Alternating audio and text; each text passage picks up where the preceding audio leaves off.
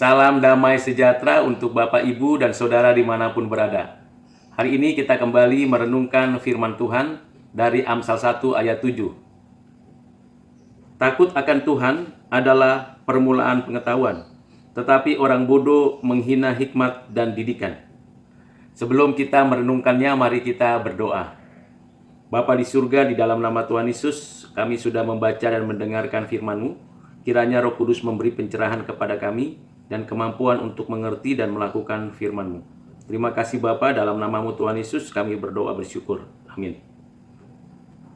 Di dalam ayat ini memberikan kepada kita dua hal yang penting yang bersinergi di dalam kehidupan kita. Yang pertama adalah takut akan Tuhan. Itu memberikan gambaran kepada kita bahwa kita adalah orang beriman. Orang yang beriman berarti orang yang bergantung sepenuhnya kepada Tuhan, yang memiliki relasi pribadi dengan Tuhan. Hidupnya sungguh menyadari kehadiran Tuhan di dalam dirinya dan dalam kesehariannya. Takut akan Tuhan berarti kita menghormati Tuhan dalam segala keputusan dan kebijakannya. Takut akan Tuhan berarti kita betul-betul hanya berserah kepadanya dan memiliki hidup yang benar-benar menghormatinya. Di bagian lain dikatakan di sini bahwa kita diberikan kemampuan akal budi dan Tuhan menghendaki kita memiliki akal budi yang betul-betul kita fungsikan dengan baik. Permulaan pengetahuan. Orang-orang beriman adalah orang-orang yang memiliki kemampuan untuk memikirkan segala sesuatu yang ada dengan realitas yang ada di alam semesta, di bumi ini dan dalam hidupnya. Dan orang-orang beriman mau dididik di dalam kebenaran. Dan tentulah itu menjadi sesuatu yang penting, di mana kita diberikan akal budi untuk mencari, menemukan, dan memformulasikan kebenaran. Ingatlah Bapak, Ibu, Saudara yang kekasih dalam Kristus, bahwa segala kebenaran adalah kebenaran Allah. Kebenaran yang dapat kita manfaatkan menjadi ilmu pengetahuan. Dan kita buktikan hasilnya dengan berbagai teknologi yang ada. Dalam ayat ini memberikan sinergitas di dalam kehidupan kita, bahwa orang beriman adalah orang yang menaklukkan akal budinya di dalam kebenaran Tuhan. Untuk apa? Amsal memberikan kepada kita jawabannya. Yang pertama adalah untuk mengetahui hikmat dan didikan. Kita perlu hikmat dan kita perlu didikan.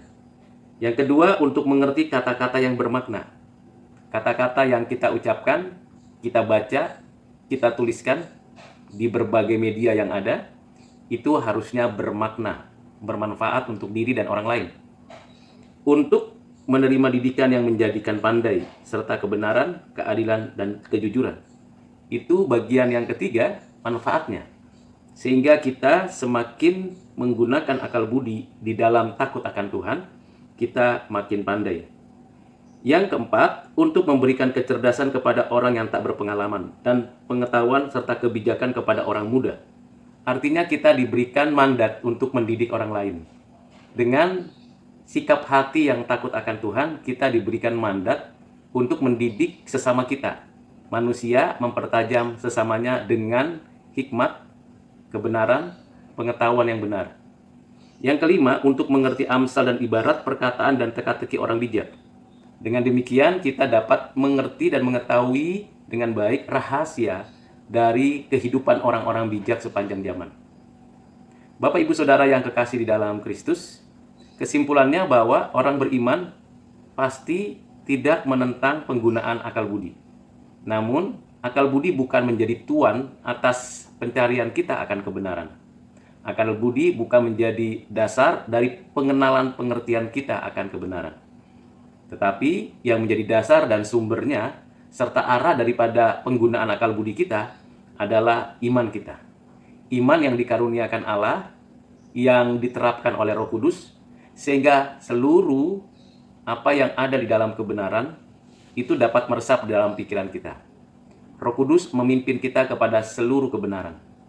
Dan puncaknya adalah berpusat pada Kristus. Karena Kristus adalah sang kebenaran. Dengan demikian, takut akan Tuhan dan permulaan pengetahuan itu berpusat pada Kristus. Mari Bapak Ibu Saudara yang kekasih dalam Kristus, kita optimalkan akal budi kita untuk mencari dan menemukan kebenaran. Memanfaatkannya untuk kita dapat memberikan kecerdasan kepada orang yang tak berpengalaman.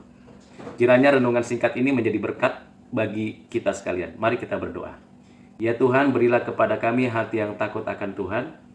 Berilah kepada kami satu sikap yang betul-betul mau mencari, menemukan, dan memanfaatkan kebenaran-Mu yang ada di alam ini, yang ada di dalam kehidupan kami, agar kami menjadi saluran untuk menjadikan orang lain cerdas, pandai, dan berhikmat.